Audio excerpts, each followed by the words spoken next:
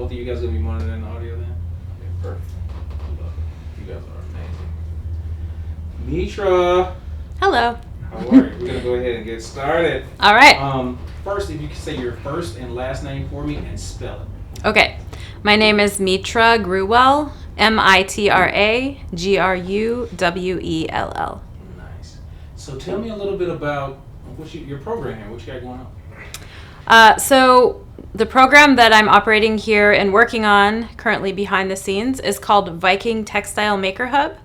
And it's a makerspace that's a collaboration between my business, Discard Upcycling, the space business, which is Viking Sewing, Vacuum Spa, and Stove, and it's sponsored by Lane Workforce Partnership, who's contracted with me. And the intention for the space and the program is to create a community of textile manufacturing folks, and also education provided to build up skills in our community on how to use this type of machinery, which is industrial sewing equipment, and also access to jobs and work experiences for people. So we're trying to create a benefit for our community that seems like it's really necessary right now in terms of connecting people with new skills and jobs.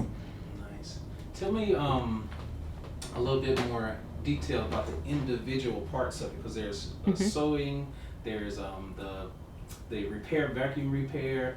Oh, yeah. And sewing repair. Tell me about the different sections of what all you guys have going on. Just a little bit about each section. Okay. So Viking Sewing, Vacuum Spa, and Stove is a business that's been around since the 1960s. And they have been selling new and used vacuums and sewing machines for many years. And they also provide repairs for those machines. So Viking Textile Maker Hub was designed to make available some additional spaces in this business for community benefit. So we have one room that was designated for alterations. It's an individual separate room where people who are already providing alterations in their own business capacity in the community can come there and have access to industrial sewing equipment and a place outside of their homes to meet with clientele and actually do this work if that's what they're interested in. We have a COVID-safe classroom space, which has a capacity to teach up to 5 students at one time, socially distanced. We have some pretty nice, responsible safety procedures and sanitization procedures so people can feel safe teaching in person there. There's a lot of online education going on, but it's not ideal and optimal for necessarily everybody or people teaching creative and artistic things. That's kind of a hands-on thing that sometimes requires specific equipment.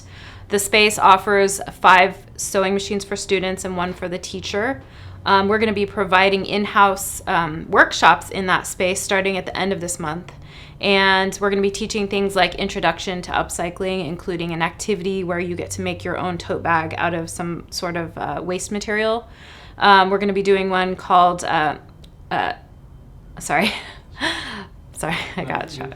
We're going to be doing another class called Productize Your Art, designed for visual artists who want to sell their art, but maybe are having trouble selling it just as art. So giving them some ideas of how they can make it into products so that it might be able to be sold more easily. And then another class on the concept of design thinking, which is taught through a COVID mask making activity. So people will walk away with a mask that they custom designed for whatever the needs of their own consideration are. So a lot of people have been wearing masks and finding various things annoying or wonderful about them. And so they get to hone in on those things and design one that's specifically for themselves. And then lastly, we have this upstairs space that you are seeing right now, which is our maker space. We have a large variety of industrial sewing machines that we're going to make available for community access. We're going to be doing several things in this space, which is making these little pods of machines accessible for people to use for various projects, whether they're running their own business or just have a little project, or they're contracting with someone to do some work, or just want to play around with the machinery. And then we also hope to teach industrial sewing skills that we can have as a certification that would plug those students in directly to jobs in our local textile manufacturing industry here. Okay, so tell me a little bit about that part. Okay. Who are the classes for? Who would you, or rather, who, you can say this in your own words, who would you like to see in your classes?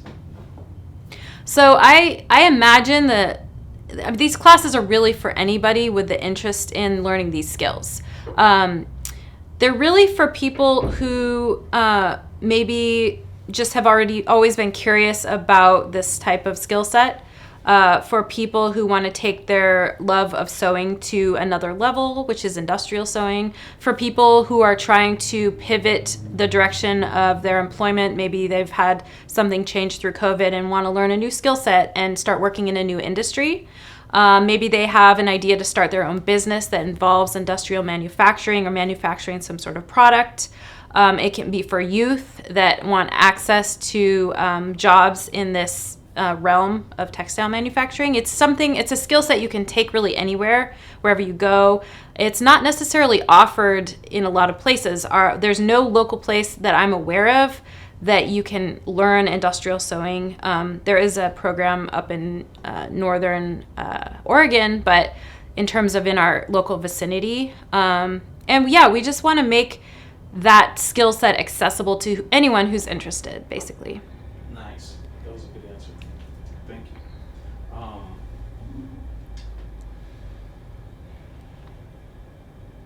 you. This is a question from Jessica. What have you heard from customers, colleagues, or interns about their experience here, or is this just brand new? This is brand new, but what I've heard about customers and colleagues about... What would you like for them to get from the experience here? What I'm hoping for people to get from the experience working in this space is a sense of flexibility, autonomy, the ability and access to do something that they've dreamed of, a way to bring about their dreams or hopes. We need a connecting factor. So a lot of people working in this industry are kind of working in siloed efforts. So one space that they can come together and maybe collaborate with one another or other community members through the access to the space and the things that the space provides for them. Yeah, I just really can envision, just through what I've heard so far, the interest generated by some of the press out there about the space. I think there's a lot of potential to work in the realm of repairs that are helpful to the community, manufacturing, collaborations where someone has an idea they want to bring about into reality and can contract with someone with these skills in this space to make that happen.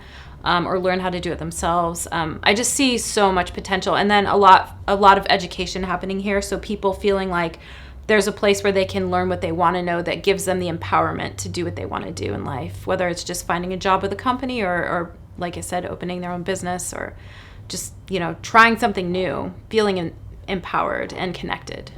Yeah. So you have to have found a lack of that in the community. Right. So the question is, what makes what you're doing here unique to the community? So what makes Viking Textile Maker Hub unique for our community is there's really nothing like this that currently exists. There are several maker spaces in this area, but none of them really focus on the sewing and specifically industrial sewing. And I've been working in the space of our local fashion designer, working with those people for many years. I used to produce Eugene Fashion Week for many years, and I've owned some local boutiques where I consigned individual artists' goods. And, the amount of success and prevalence you see of that in our community is directly related to access to spaces like this, equipment like this, spaces, and some connecting factor, which is currently lacking partly because of COVID and partly just because no one's putting intention there right now. So yeah, I think it's going to be really important and hopefully very beneficial to people. Why are you so passionate about this? I am so passionate about this because it has brought me so much intrinsic joy to be working with education about this. It's inspirational to youth and to the people that I've seen work with me. It gives them, it's accessibility, really. I think, so I'm an upcycle fashion designer, and that's a realm that's uncharted territory. There's not a lot of people doing it. It's been a difficult thing to be successful with, but it's hugely important in respect to helping our environment get where it needs to be. There's so much waste generated by the textile industry and just in terms of clothing and material goods being thrown away. And upcycling is a specific way that we can help that. So the more people that we educate about how to do this, the more it's going to be done. And the more people we talk to about making this an acceptable fashion like design alternative, the more it will be accepted and looked for and supported. And just the bigger impact it will have. So I forgot what the question was. I'm sorry. That's okay. Just around your passion. Oh yeah, my passion. So this may help with it. Tell us a little bit about the upcycling. Tell us about the concept and what it is for you. Okay. So upcycling is taking something that is no longer useful in the current what it was designed to do. So say a piece of clothing that is severely stained or damaged in some way, so it's discarded. Taking something like that and through creativity transforming it into something of a greater value. So another product. So it could be as simple as repairing that thing, but usually upcycling refers to making it something different, so into something different. So for instance, these earrings I'm wearing are pieces of cowboy boot that I've cut up, and I used various other parts of the cowboy boots to make some bags and things. But this piece was like a scrap leftover that would have otherwise gone in the trash, and these cowboy boots were already trashed, like the soles were completely shot. So I made them into a pair of earrings along with this fur, which was donated to St. Vincent de Paul. It was just a big bag of alpaca fur. So the concept is you take these waste materials and you're anyone's own brand of creativity and apply them together to make keep that thing out of the waste stream. And the products that come out of that process of upcycling, people are really attracted to them because they have such an amazing story. I mean, these cowboy boots could have been like my grandpa's cowboy boots, and obviously they were shot or they didn't fit me, but I could be wearing something very sentimental in a new way. I also work with a lot of waste from businesses, so they have waste from their own manufacturing efforts and they don't want to be throwing it away on a regular basis, so they donate it to me, and I'm able to keep it out of the waste stream by making other products out of those scraps that sometimes those businesses even buy back from me because they really understand the value of that. But upcycling has so much potential. There's no real example of it being done on a large scale successfully. It's very time consuming, and instead of with general manufacturing of fashion items, you cut out a whole bunch of things at once, you sew things really quickly, and it's all the same fabric, same thread. With upcycling, even if I had 100 flannel shirts that I was upcycling, there's different damage on each one. They're all different brands. They might be slightly different colors, so you have to think about the colors of thread that need to be changed out. So there's challenging and time consuming, and I just really, working with it for so many years, have found ways to make it successful. And so I would really love to share those with more people so it gets done more. Yeah. So I wonder if she could just show us the earrings, just say I didn't, when she was talking about it, I didn't actually see, we couldn't actually see the earrings. You could even just say these are earrings for example, these are earrings I made out of old cowboy boots. Okay. Okay. So you want to do it now? Yeah, whenever we do it. So for example, these earrings I made out of old cowboy boots. This is actually the hole from the side of the cowboy boot, and combined with some alpaca fur. I think you want to say it to him, though. Oh, okay. Sorry. Not the camera. That's okay. Okay. So put it away. Okay. So one more time. Yeah. Okay. For instance, these earrings I made from old cowboy boots. This is the actual hole from the side of the cowboy boot in combination with some alpaca fur that was donated. Cool. So let me ask you this. And then I'll get back to the regular questions. Okay. Upcycling. what would you like to see Viking, what role would you like to see Viking play in the future of upcycling? In the context of this community. So I think Viking Textile Maker Hub has a huge role to play in the future of upcycling in this community because it provides a space to do this work. And my relationship with it provides education and support for people to do this work. So the combination of accessibility to the equipment and space, in addition to the support and education, I think we'll start seeing a lot more of this happen. A lot of people value this type of thing and they're interested in it. They just don't know how to do it or can't do it because upcycling involves a lot of work with kind of heavy duty materials, things like leather, things like canvas, vinyl banners, and that you cannot sew that stuff on home machinery. And industrial machinery is very expensive and it takes special skills, like you have to know how to use the machinery to do it right, but it's extremely efficient and powerful. So having that machinery available to people, and then the materials, which I plan to create accessibility to upcycled materials for people to work with, and just then teaching the skills in it. And people really just bring their own brand of creativity and contribute it to it. There's so much space. There's no like right way to do this. It's really about generalized techniques, which I plan to share with people. And then they bring the part where, the part that's passionate to them. And I think we're going to see a lot more of that, hopefully, because of this space. Nice. So I'll throw this last question at you, and then we'll go back to the regular question. Okay. I know I said that before, but how did you find upcycling, or how did upcycling find you? Okay. So I got into upcycling because,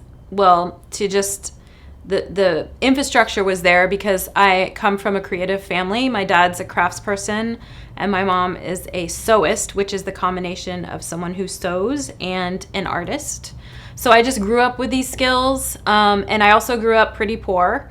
So I just had the mindset in me to just use what I had around me for anything I needed. My dad's actually a primitive survivalist, so he was really focusing growing up on just like working with what's around me, and also being an artist. There was a lot of that. He pretty much upcycles for his job even now at age 80. And then I started applying it in my life and to fashion in 1999 when I got married for the first time and I wanted a Renaissance wedding. Didn't have a lot of money, so I just picked up a whole bunch of random stuff from thrift stores and transformed it into costumes for my wedding party. So I took Catholic girl skirts and long like pleated skirts and made them into kilts by cutting off the bottom and making that bottom part a sash that goes over the top. And then I took like blousy women's shirts and took off the buttons and put buttonholes on the other side and laced them up and sewed up the bottom so they like laced up for the top part of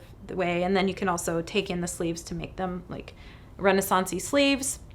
And I designed my own wedding dress in a similar fashion. And I just kind of got hooked after that. I was also always an extreme like fashion person. Like I'm a Gen Xer and I was like very alternative. And so I started using that to just make really unique types of clothing for myself.